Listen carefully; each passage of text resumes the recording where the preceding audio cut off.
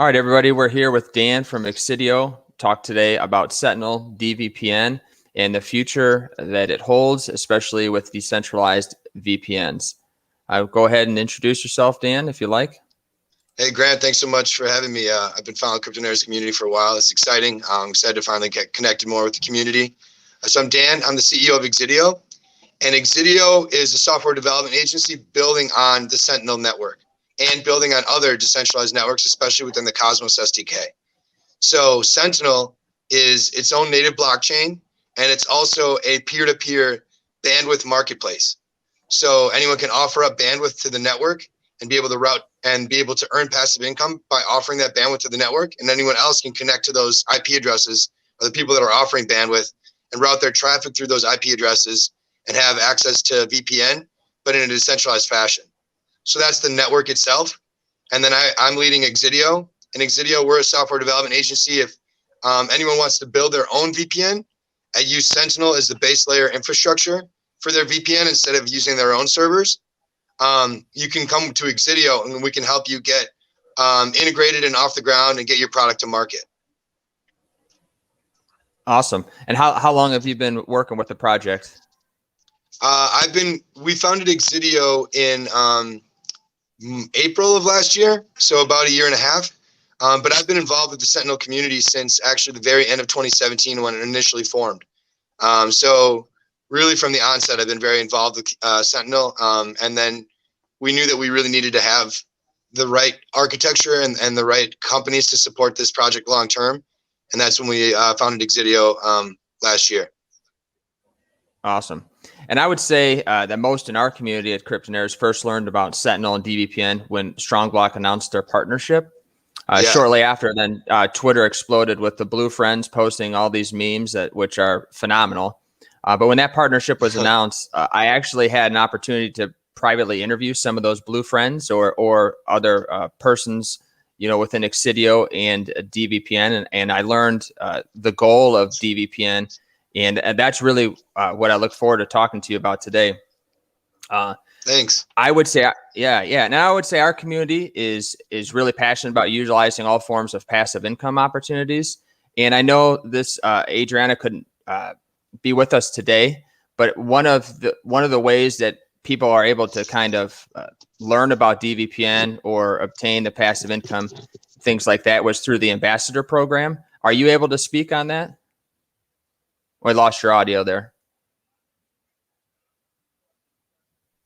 Yeah. So the greatest way that you can earn passive DVPN is by offering bandwidth in the network. And that's exactly a perfect example of a partnership with STRONGBLOCK, where you can either host your own node out of your own residence if you want to manage that, or if you want to have a node hosted with a provider that makes it a lot easier for you, you can tie up with STRONGBLOCK and they can help provide a node for you.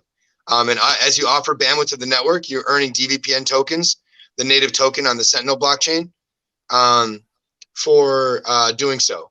And then there's other ways that you can earn income as well. You can earn income by helping to secure the Sentinel blockchain by staking your token to the blockchain to a validator and then helping validate the blockchain. And then you're also participating in governance and on-chain votes for the future direction of the blockchain itself. And then there's also opportunities to earn passive income if you want to participate in more of the decentralized finance aspect of the world. There's a lot more decentralized exchanges that are popping up in the Cosmos ecosystem. And some of them have really great LP rewards. And there's other ways that you can kind of engage with the token. But primarily, offering bandwidth to the network, staking the token, and earning staking rewards, and then also getting involved with DeFi. Awesome. And I'm glad you brought up DeFi because I'm actually really enjoying the Osmosis DEX. And I know that Sentinel DVPN started as an Ethereum-based token. Can you kind of talk about the switch moving over to Cosmos? Why you guys went that way? That happened in March 27th of this year. So we're coming up on 6 months of being on mainnet on Cosmos. But it definitely wasn't 2021 when that idea was incepted. It was actually in 2018 when people were evaluating the Sentinel network in a peer-to-peer bandwidth marketplace.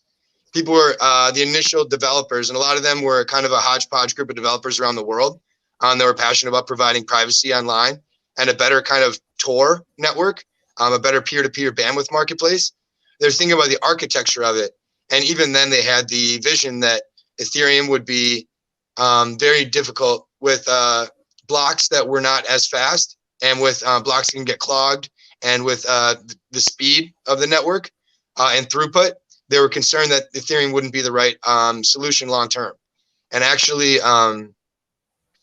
it was then that they decided they're going to start to look into Cosmos and the power of interoperability and the ability to communicate between chains and the higher throughput of the blockchain, that they started getting involved in looking at the Cosmos SDK.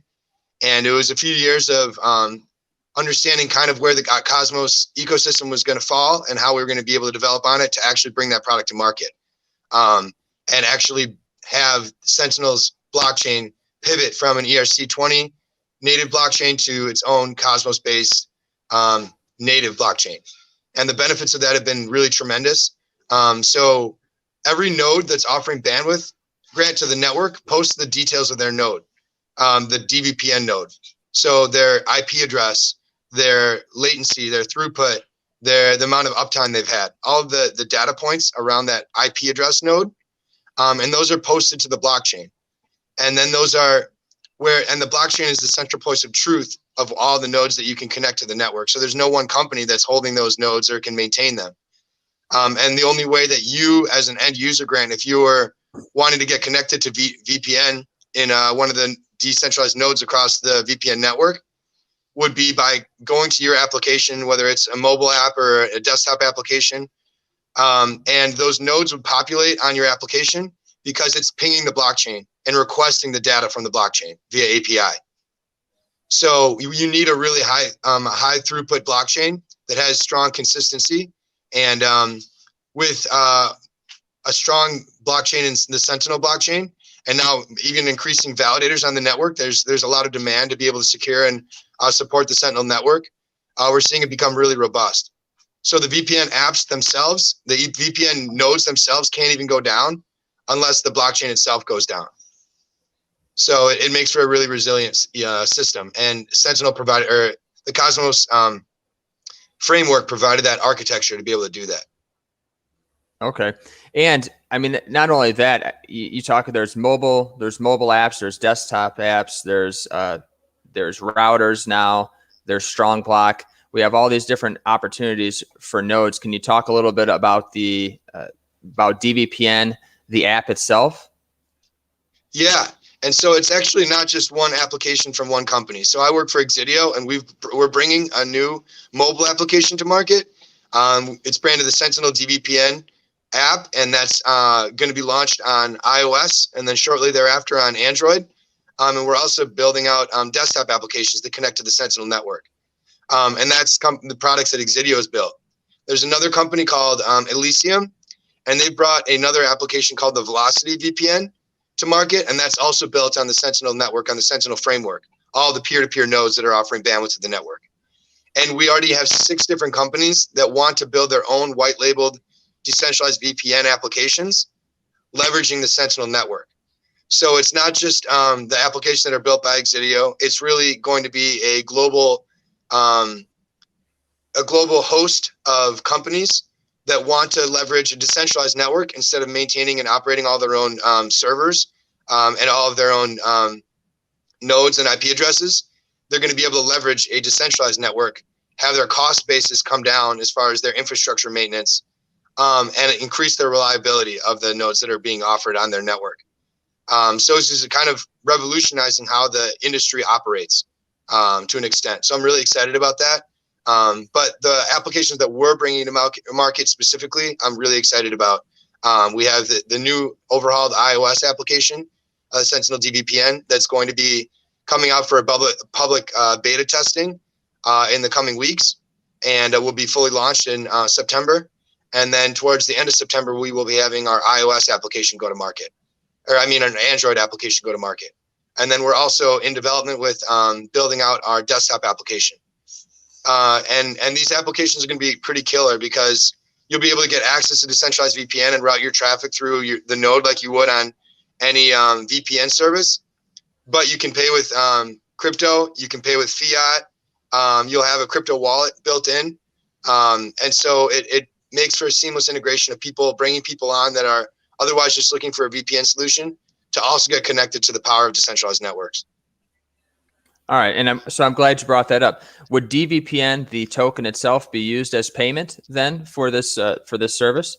Exactly right. So you can use the DVPN payment, and there will be incentives over time to pay with the DVPN token, over other forms of payment. So that's something that is getting worked out and kind of how that gets implemented. But I'm really excited about having people leverage the DVPN token in that method. And then the DVPN token, like we talked about, is also used to help secure and the blockchain with staking. Yeah. So before we get into staking, because I do want to talk about that, because the staking opportunities, especially on Osmosis right now and in the Kepler wallet, are phenomenal with DVPN. But talking in security and back to nodes, again, a lot of our people come from the STRONGBLOCK community, or a lot of the people that may watch this come from the STRONGBLOCK community. And there's been a little bit of a slow rollout between the partnership with STRONGBLOCK and DVPN, it seems. And now I think we're up to about 500 or so nodes, and the next 500 should be launched. Hopefully, I think that he said in the next week. I think that's what Mr. Moss had said yesterday in Telegram.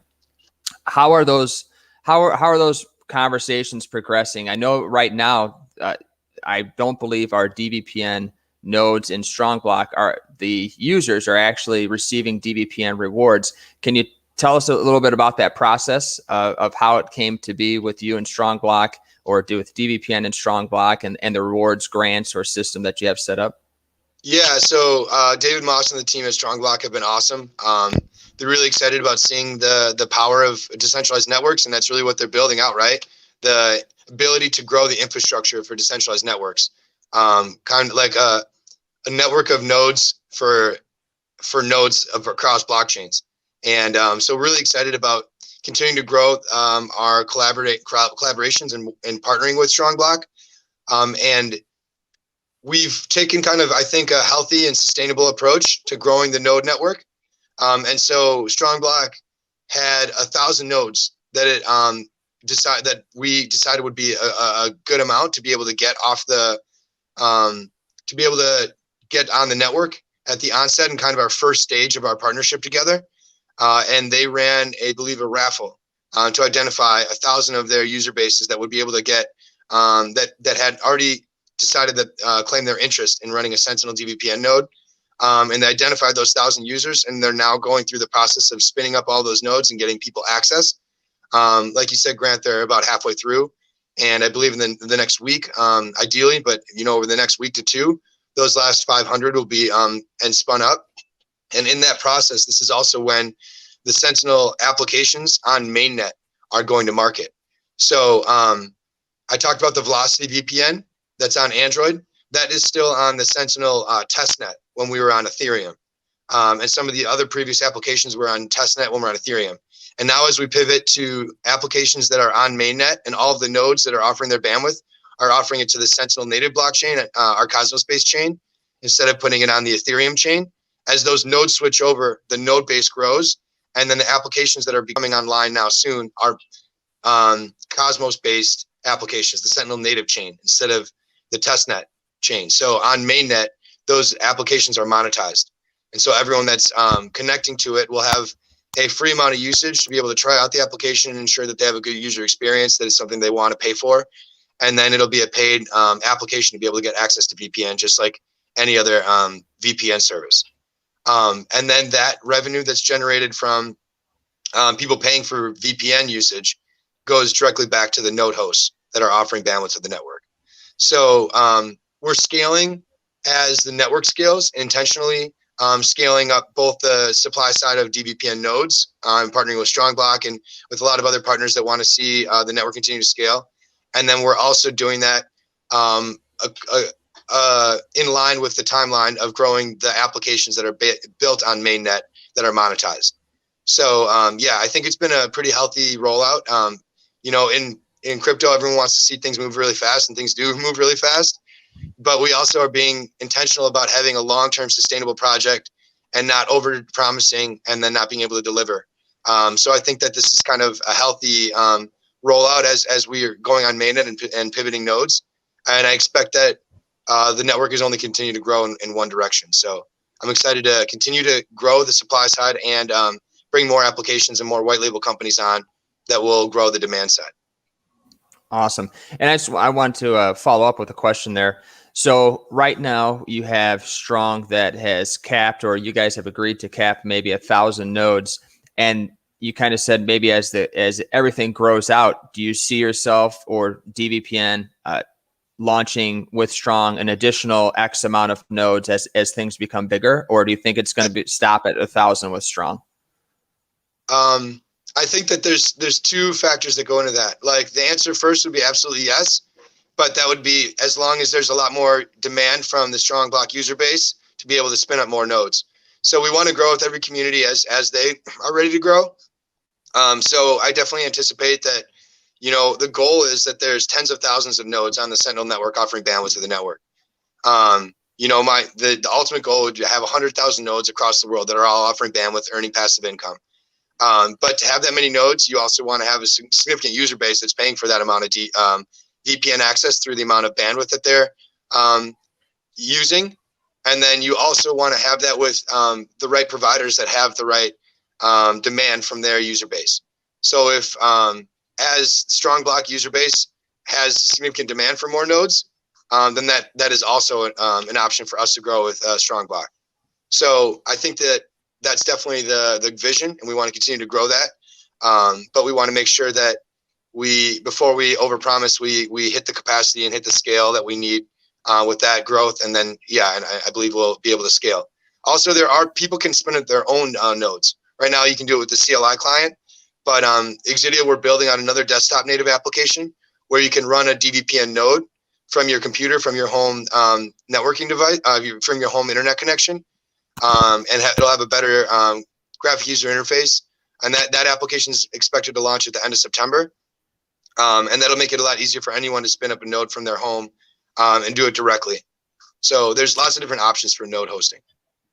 Okay, with that being said, for maybe our more tech savvy individuals, what would be the cost to do something like that, or the system requirements to run your own DVPN node from your home?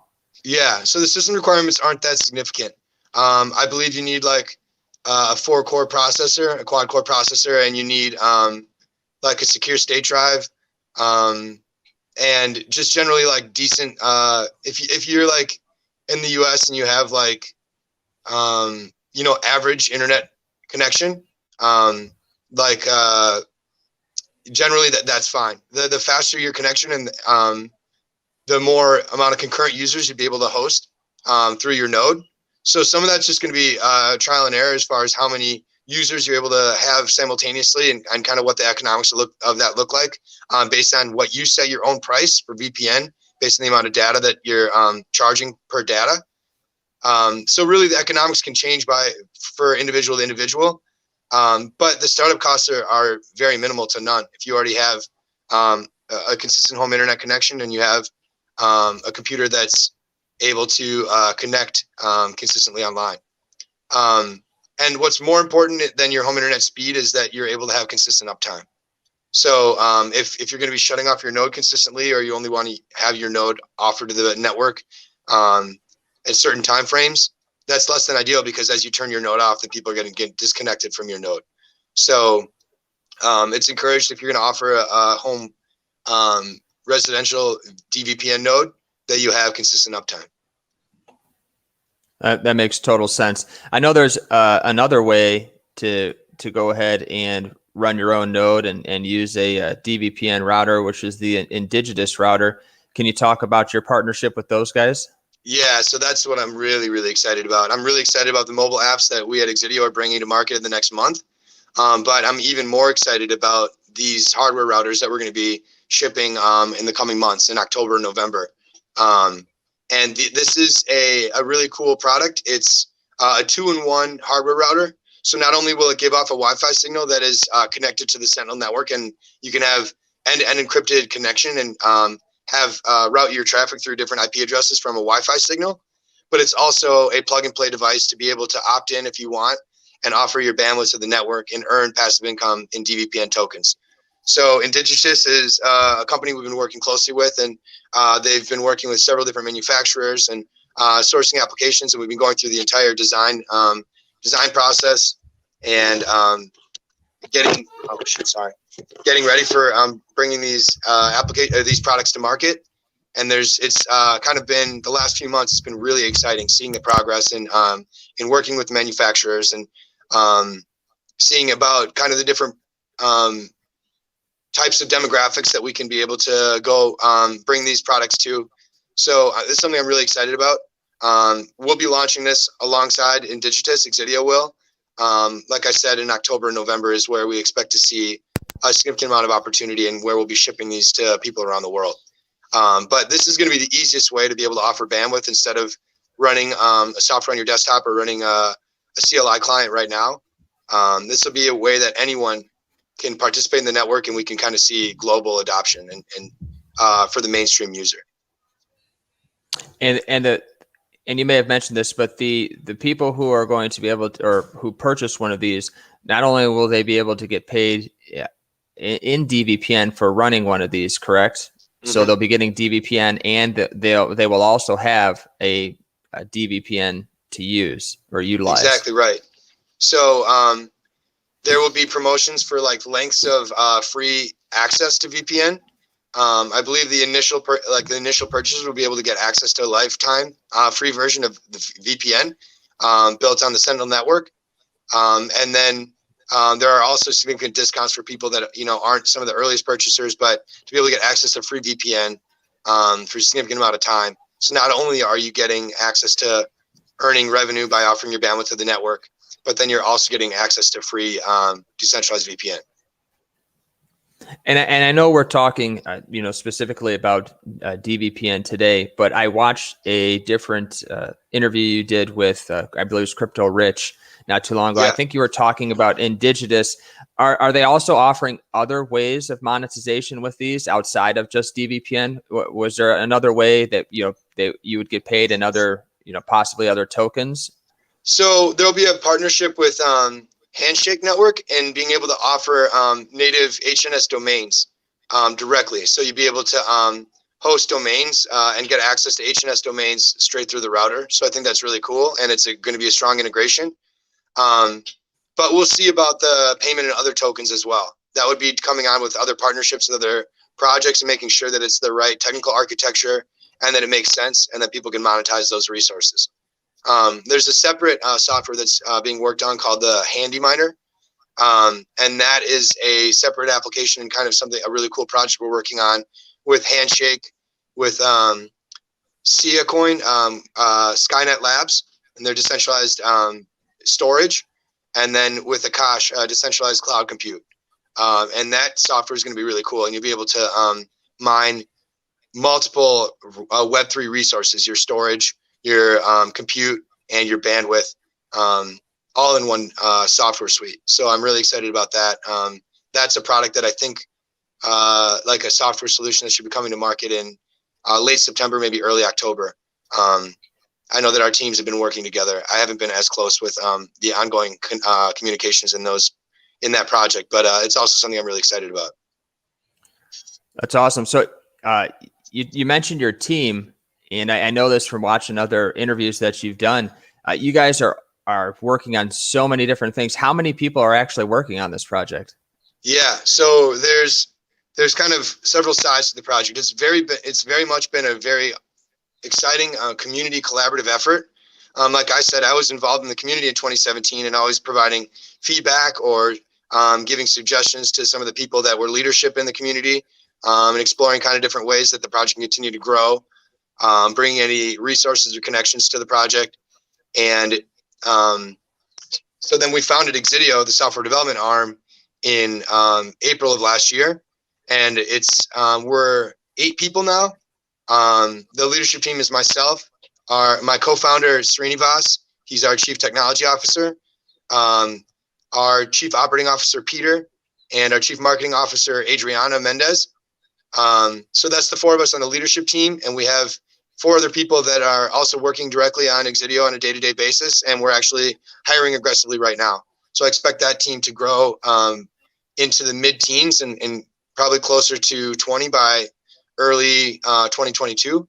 But then there's also the foundation side, and the SNT Foundation helps govern the blockchain, gives feedback to validators on the blockchain, helps ensure that there's funds for companies or projects that are helping support the network and help it with growth.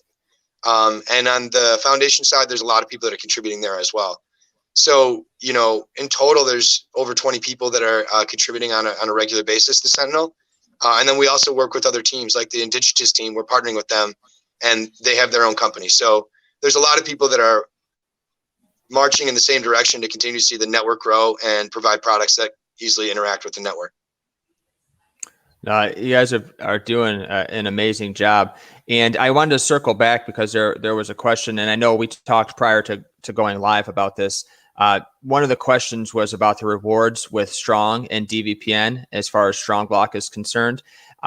You know, and we talked before that STRONGBLOCK right now isn't providing DVPN rewards or providing it in the Strong token. Can you talk about if you can you talk about the reward system or the grant system that you guys set up prior to agreeing on 1,000 nodes and with STRONGBLOCK? Yeah, so there's an initial grant to help bootstrap the network and be able to provide rewards for Strong holders, and I know that those have been paid thus far in the form of Strong tokens. And we're working with the STRONGBLOCK team to ensure that that the process of getting nodes on board has been smooth, that they've been earning income. Right now, we haven't seen much usage of traffic routing through those nodes because we haven't brought applications to the market. So anyone that's connecting to a DVPN node right now is doing it through a CLI that they had to input the code themselves to be able to connect. So it's a very small amount of users that are actually on the demand side actually consuming bandwidth. And that changes as we bring the mobile applications to market and then the desktop applications, and as more white label companies provide applications on the network. So rewards will continue to scale as there's more demand and people paying for decentralized VPN. Right now, there's just an initial bootstrap, and I believe that STRONGBLOCK is paying out their nodes in Strong for that process. But again, like we talked about, we're having a healthy and sustainable growth so that nodes see the long-term value in this, and they might not be earning massive income right off the bat. But as they see our products come to market and when they see people using them, they're going to understand that this is a growing network and it's not just one company or one VPN, but it's truly a network for VPNs to build on top of. Awesome. And hopefully that answered one of the questions there that was in the comments. I wanted to follow up too. You brought up your co-founder, and he had some pretty strong words for HitBTC, which, you know, there was that recent hack.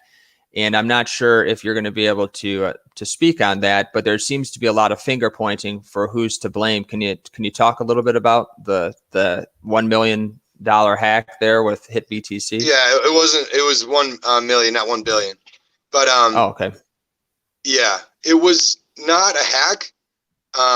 It was just simple negligence on the part of the exchange. And this isn't like a pointing fingers. This is just like, you can go look on the blockchain.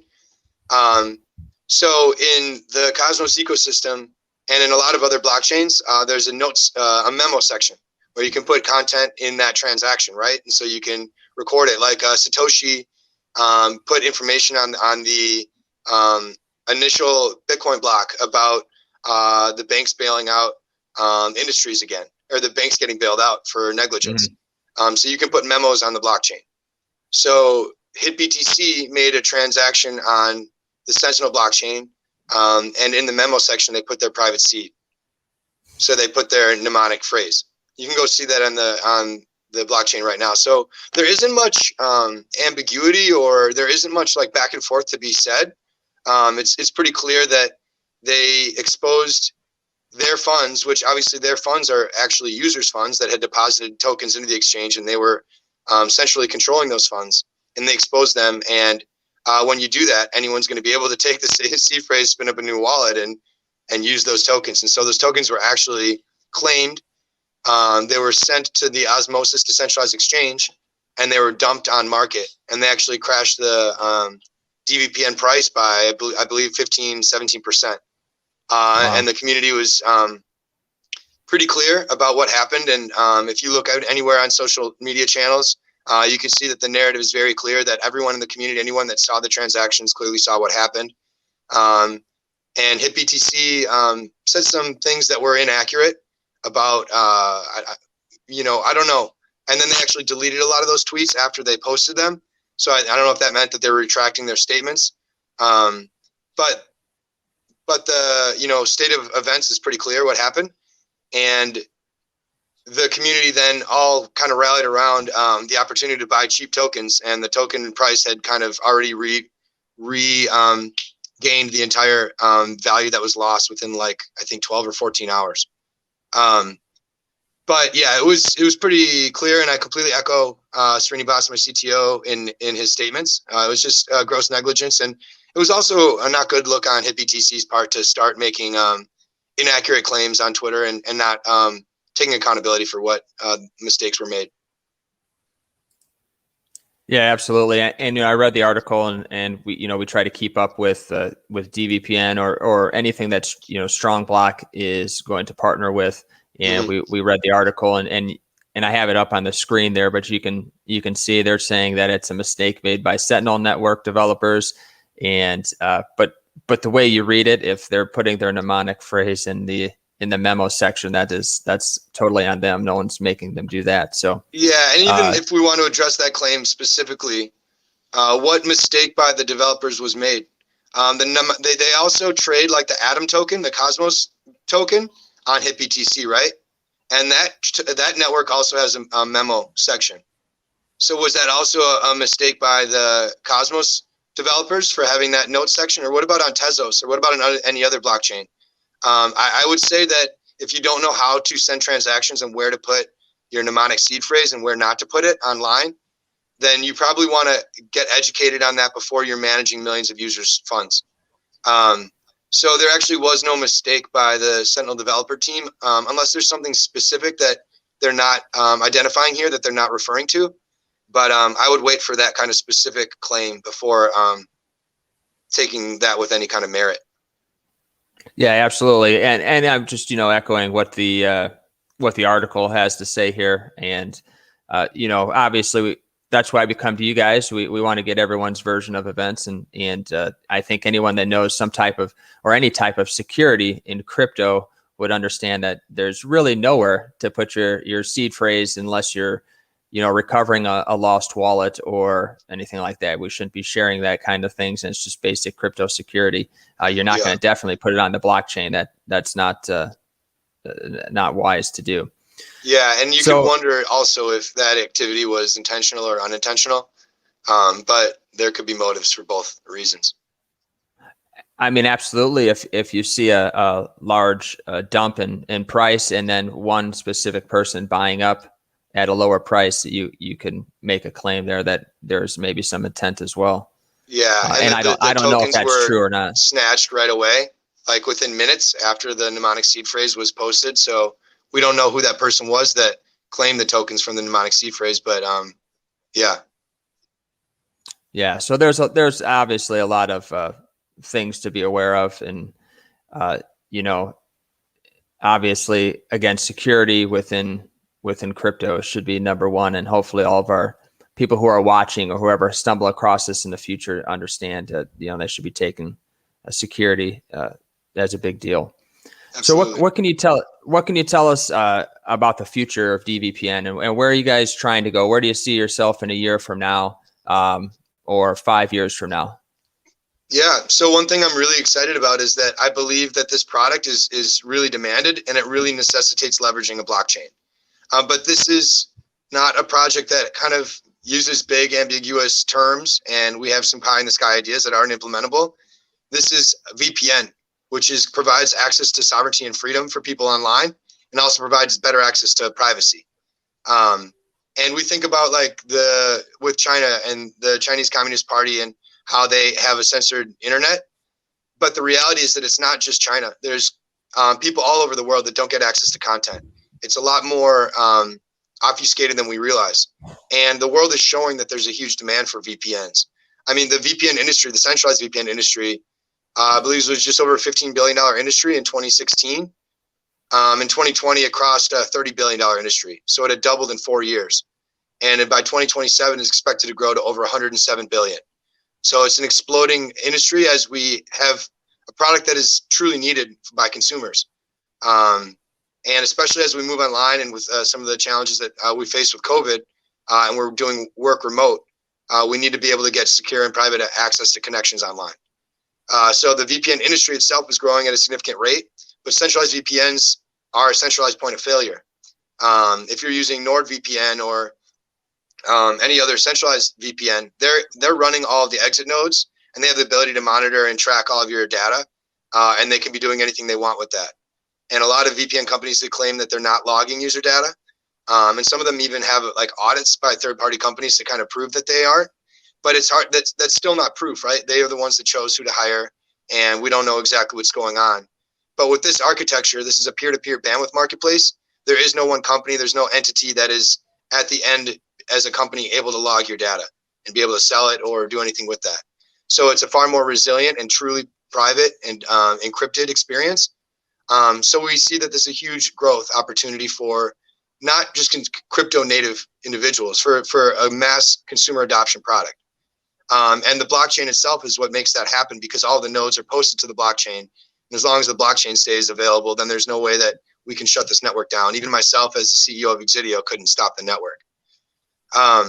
So where I see this going is having people that want access to privacy online and want access to get content that would otherwise be geo-blocked, coming onto the Sentinel network, connecting to peer-to-peer nodes, and basically building out a Tor network that's more resilient and is also monetized, so that people that are offering bandwidth are generating revenue.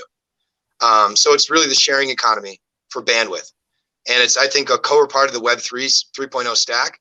And as I see that they're the metaverse and Web 3.0 continues to grow, I see Sentinel's place in that space even more and more important. So ideally, I would love to see, hundreds of millions of people that are routing their traffic through VPN nodes on the network, and I'd love to see 100,000 nodes and even 1 million nodes of people around the world making this a truly massive decentralized network that is, impossible to take down.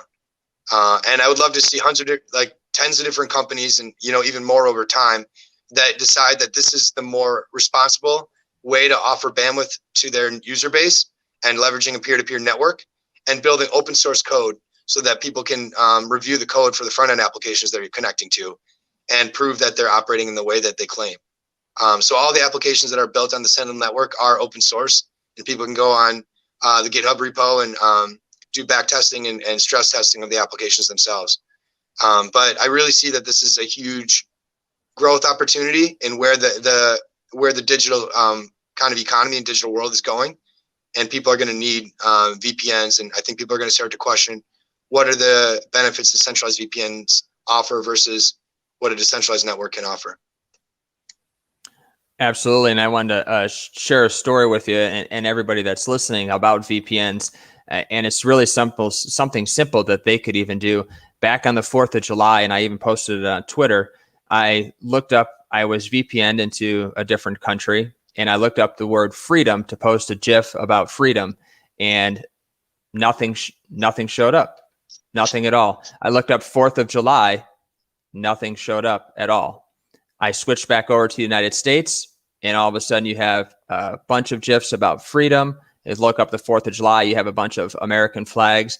You can look it up yourself on my Twitter, Graham Maddock. You can go back to me on the 4th of July. You can see the importance of a VPN and being geo-blocked, just like you said, that's a real thing that is actually occurring. And I don't think, unless people actually take the time to research that they really understand that their content or what they're actually looking for is being fed to them, as opposed to, what's really, what is actually really going on in the world. And I think this project, DVPN and everything that you guys are doing, I think it's so important for people to realize that there's more out there than what's just being fed to you.